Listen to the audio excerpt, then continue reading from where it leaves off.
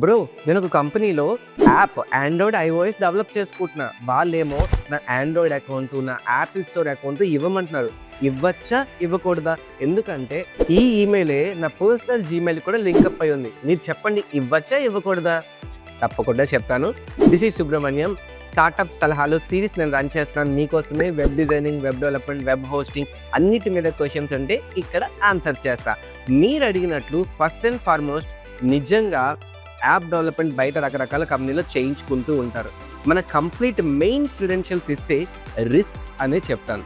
ఎందుకంటే Android play స్టోర్లో కానీ, యాపిల్ స్టోర్లో కానీ డెవలపర్ దగ్గరికి వెళ్ళి అక్కడ వాళ్ళ ఈమెయిల్కి మనం యాక్సెస్ ఇవ్వచ్చు. ఆ యాక్సెస్లో కూడా లెవెల్స్ ఉంటాయి అన్నమాట. సో మీరు ఓన్లీ రివ్యూ చేయడానికైనా, అప్లోడ్ చేయడానికైనా ఇలా ఆ యాక్సెస్ ఇస్తే వాళ్ళకి ఒక ఇన్విటేషన్ వెళ్తుంది. వాళ్ళు యాక్సెప్ట్ చేస్తే వాళ్ళ మెయిల్లో మీ యాప్ కనిపిస్తుంది. వాళ్ళు పబ్లిష్ చేయొచ్చు. వాళ్ళు దానికి మళ్ళీ బిల్డ్స్ కూడా అప్లోడ్ చేయొచ్చు. ఇవన్నీ ఫెసిలిటీస్ ఆండ్రాయిడ్లో అండ్ యాపిల్లో ఉన్నాయి. మీ పర్సనల్గా మీ డైరెక్ట్ ఈమెయిల్స్ కానీ, లేకపోతే మీ డైరెక్ట్ మెయిన్ అకౌంట్ కానీ ఏ డెవలపర్కి ఇవ్వక్కర్లేదు, రిస్క్లోకి వెళ్ళక్కర్లేదు. అర్థమై ఉంటుంది కదా.